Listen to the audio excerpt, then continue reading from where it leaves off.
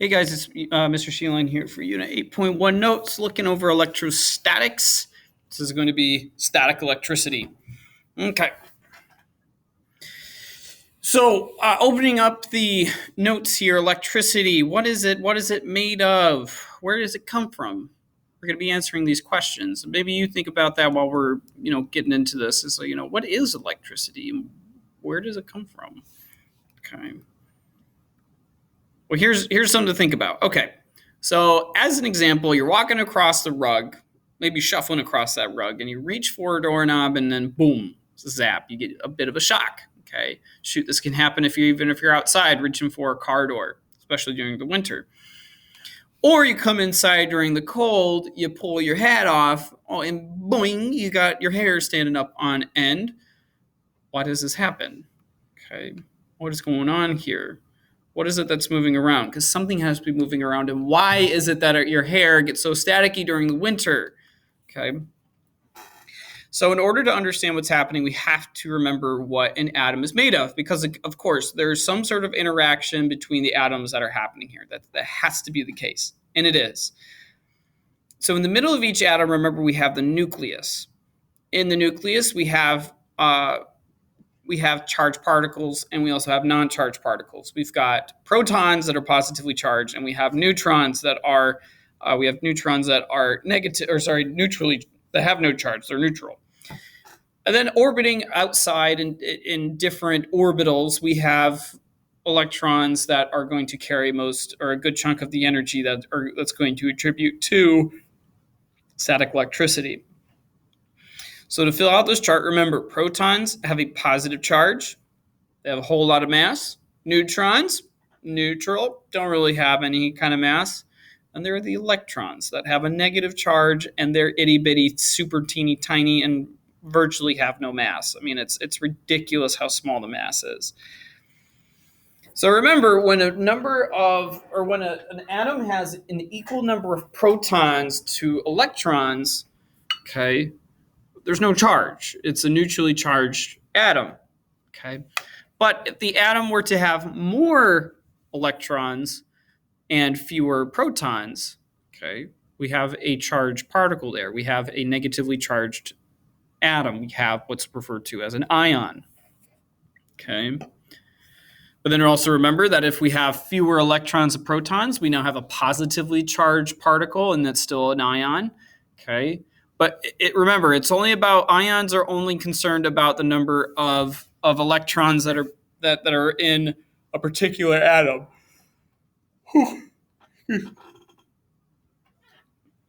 If we change the number of protons, though, we're changing the whole atom itself. We're changing the element. So if you, say, have carbon has 6 protons. If we take out a proton, we don't have carbon anymore. We have boron now. So remember, we classify different material per the number of, sure, we do also care about the number of neutrons, and we do care about the number of electrons. But if you take out any number of protons, you're completely changing the material you're working with. You no longer have whatever you started with. You have a completely different element now. So always keep that in mind. Okay. So static electricity is a buildup of an imbalance of positive and negative charges. Atoms that lose electrons are going to have a bit more of a positive charge. Those that have more electrons now have a negative charge. Okay, that's just the way it works.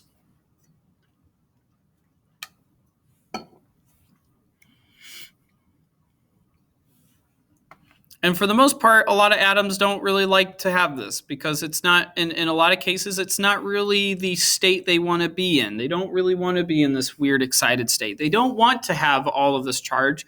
They'd rather be left alone, and they'd rather have just neutral charge. They for the most part, want to get rid of it. And in some cases, they either can't, or they have to do it super slowly, or they do it all at once.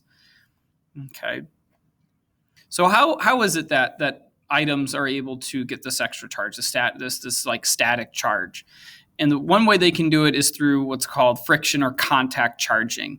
And so this is a super duper easy way, and it's very common, and it's one that you've probably done already a number of times, either consciously or unconsciously have done it.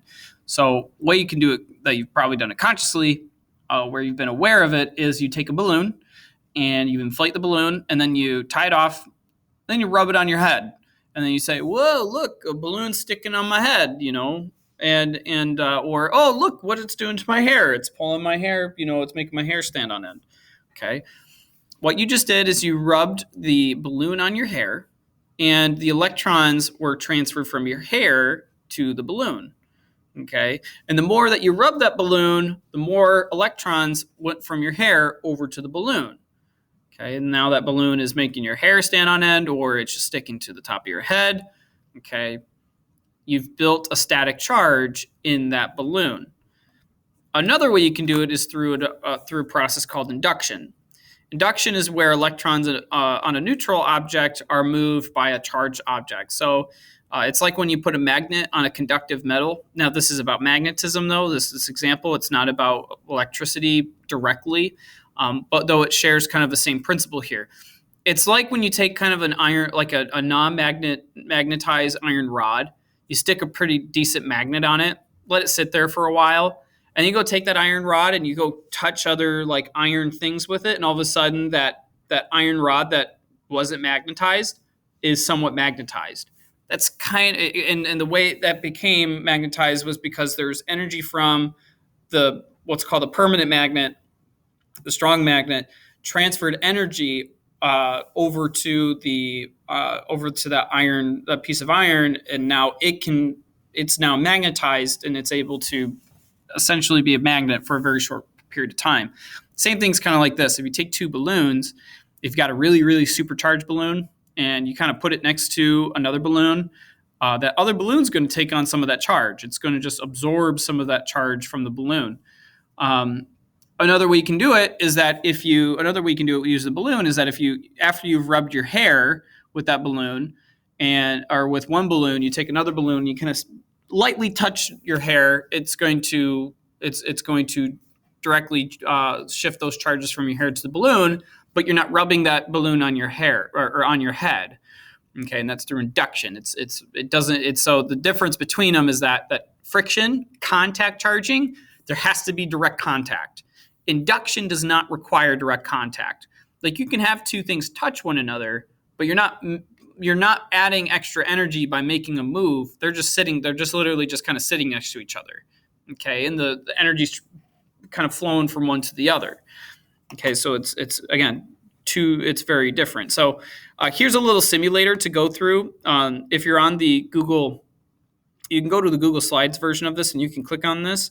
And here, I'll click on it so we can kind of see what's happening. But it's a neat little simulation walkthrough process that shows how voltage or how static electricity can be built up on a person. Okay, I'm going to turn down the volume so it's not so high.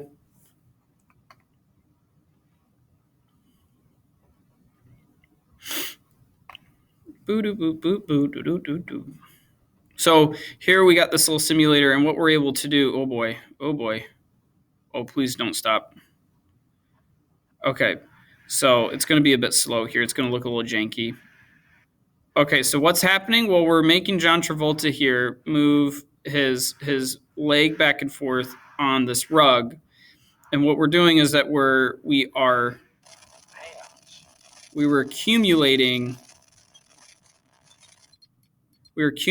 a negative charge, static charge on John Travolta here through friction charging.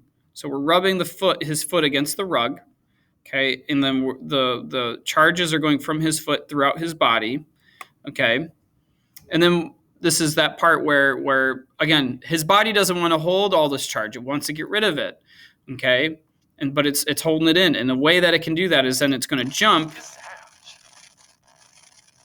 It's going to jump from him to whatever other kind of material that can accept that electrical charge.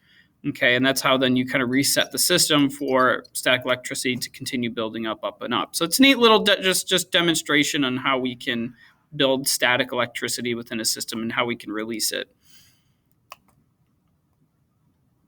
Okay, so I mentioned though that in order for that to move, John Travolta had to touch something that's able to receive an electrical charge. And so things that we can talk about receiving electrical charges and that can move around those charges quite easily, excuse me, we call conductors. This is material that electrons can move through super duper easily. So again, using John Travolta as that the little demo here.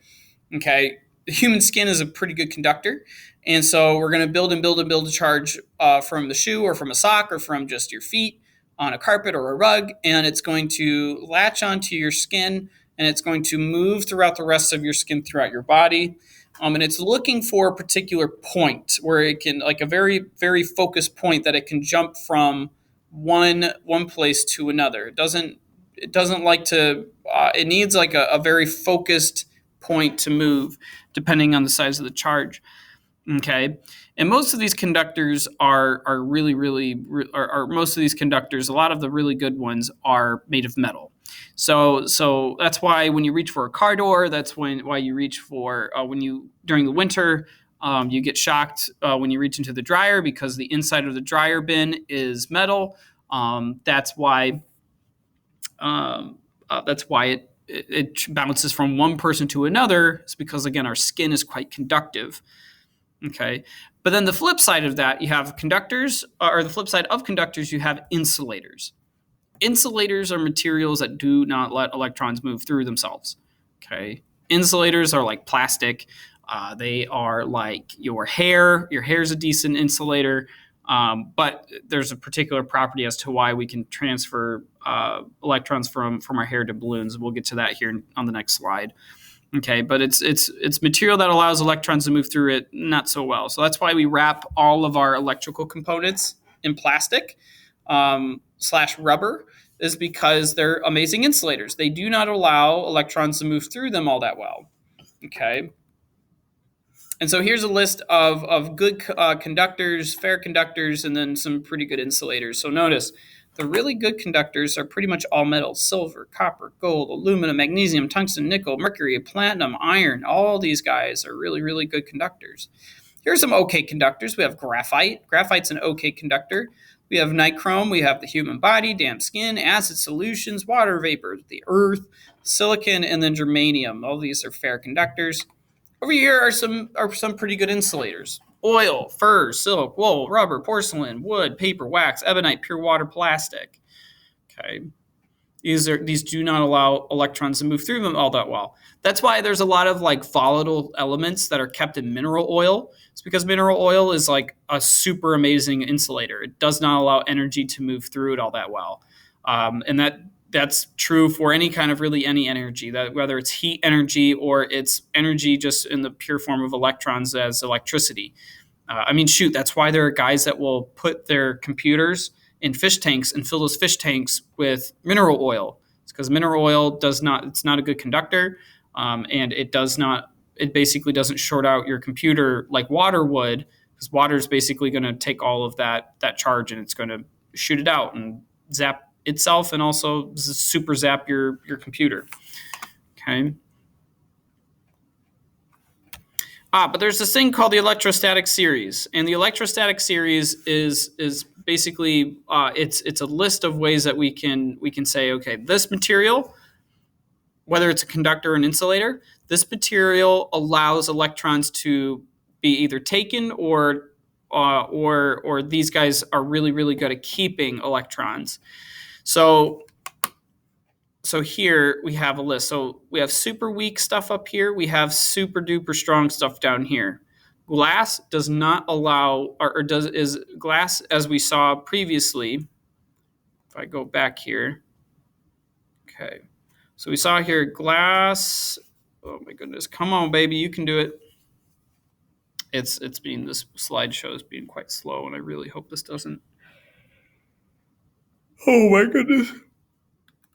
Please don't kill this record. Oh boy. So if we go back here, So glass is a pretty good insulator. It does not allow, um, it's right there next to porcelain. It doesn't really allow electrons to move all that well throughout itself. But here's the thing: glass will also give up electrons if extra electrons are given to it. There's a lot of electrons that will shoot out of it. They don't hold electrons; they'll shoot right through it. Electrons will shoot straight through glass. Whereas ebonite, all the way here at the bottom, is super duper strong. Not only is ebonite an amazing insulator in the fact that electrons do not move throughout ebonite, it's the fact that you're also not going to lose electrons. Like electrons will not pass through ebonite, which is super super awesome if you're having to send a whole lot of energy through some wire. You wrap that with ebonite, and man, nothing's going to get through. You can touch that for days. Okay. So again, as you go down the list, as you go down the list, it gets the tendency to lose electrons becomes less and less. But as you go up, the tendency to lose electrons increases. Okay. Now, these electrons and these protons affect, basically these charged particles affect how space interacts with them. Okay, so here is a demonstration of what is referred to as electric fields. So again, I'm not going to do this because this will definitely crash my recording here. But this is electric hockey demonstration. Definitely check this out. And talks about the electric field lines that are around these charged particles, which we'll get to here in a bit. Okay. Oh, I didn't click a link. Don't think I. Oh, it thinks I clicked a link. Okay, thank God. Okay.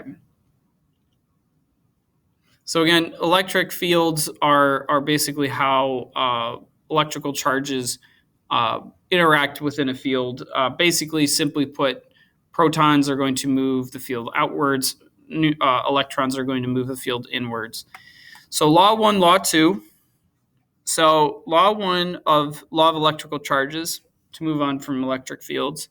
Law 1 states that opposites attract. We know this.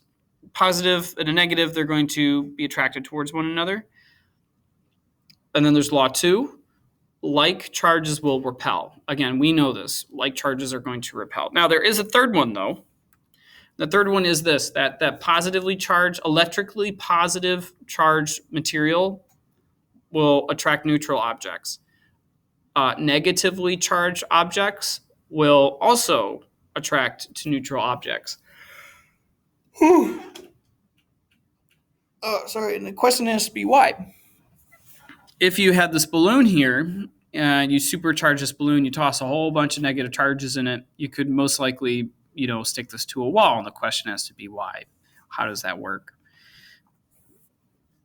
And the question here, or the answer is because, well, like charges repel and opposite charges attract. So you take this negative balloon, put it up against a wall, and what it's going to do is it's going to push away, as you see here, it's going to push away those negative charges in the atoms of the wall here, and it's going to, for the most part, expose those positive charges. And those positive charges here are then going to be attracted to, the balloon. Okay, it's going to be attracted to the balloon. And the balloon's just going to hold that attraction and just kind of sit on the wall. Okay. That's why it works like that. So if this were opposite, if this were a positively charged balloon, roughly it would do about the same thing. It's going to push away those positive. It's going to push away the positive charges. It's going to bring a whole bunch of negative charges over, and it's going to stick to the wall, roughly speaking. And then to talk about why, to kind of shift gears and talk about why it's so much more prevalent being shocked. Why it's so prevalent you being shocked in the winter. Okay. So what does all this have to do with shocks? Why does your hair get full of static during the winter and not so much during the summer? Okay. What's different about it? Let's see here. I don't go into it. So what's different about it? And what's different about it is just the simple fact that here in Northern Illinois, at least during the summer, it's quite humid, right? We go outside, man, it can be super hot, and there's going to be a lot of moisture in the air, relatively speaking, and it's going to make quite a difference. In the winter, it's super super dry. That's why, for the most part, if you get really, if you have a lot of skin problems, it's usually exacerbated in the winters because there's not as much moisture in the air. And so the reason for you to have this more of a static charge, or things having more of a static charge in the winter, is because of the fact that there is not as much moisture in the air. If you go back to the good conductor list, water vapor is a pretty good conductor. So if there's less water in the air, the idea is that now there's not as much material to take that static charge away, to dispel and diffuse that static electricity. So because of that, you then have static charges that build and build and build and build and build and can't dispel that. And then you go reach for a doorknob, you go reach for a metal object, and you get that quick zap. And usually that's because of you. It's usually because you've been building up that static shock or that static electricity, moving around, rubbing against stuff, and then you transfer that shock over to something else super quick. Because again, you cannot release. You're not releasing all that energy like you would in the summer. Because in the summer, without you doing really anything, you're rubbing against water vapor, and that water vapor is going to take that static charge and dispel that throughout the atmosphere. Okay. I don't remember what this was. It's also another link for you to give this a go. It's a link to another one to show this actually is this is supposed to be before the last slide. I got the order of this mixed up. My bad. No, don't think I clicked on the link, please. Okay, good. All right, and then the last thing to cover about static electricity is lightning. So lightning is a gigantic, huge great example of static electricity. So when there's enough positive charges in the air and enough negative charges in the air, all being mixed together, ice being mixed together up in the clouds, there's going to be a separation of charges, or at least this is what scientists believe it to be. There's going to be a whole lot of negative charges on the bottom of the cloud, a whole lot of negative charges on the bottom, positive charges on the top of the cloud. Those negative charges are going to continue to accumulate. It's going to target something on the ground, and then it's going to positively charged particle on the ground, positively charged object, and it's going to go boom. Now, 3 links are going to pull up here for the lightning, and I won't show this, and my goodness, please do not crash my recording here. We're going to have to try to skip these when they buffer in, they load in. I love these Chromebooks. These Chromebooks are the best.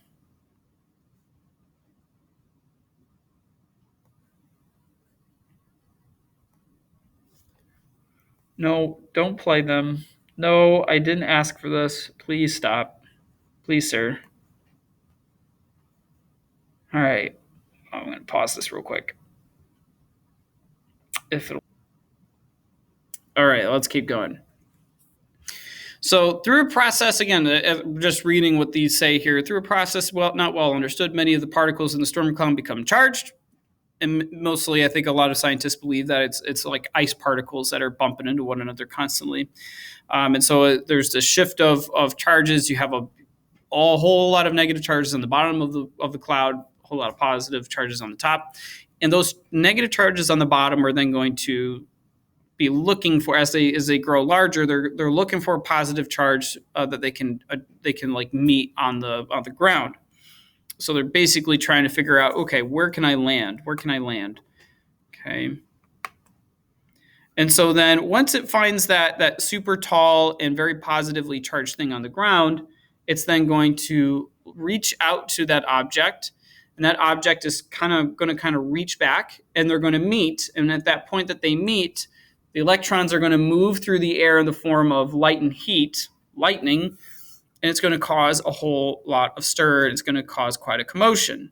So as the negative charges approach the ground, positively charged ions surge upward and meet the negative charges, and this connection creates a giant spark, and that we see as lightning. And it's pretty much no different.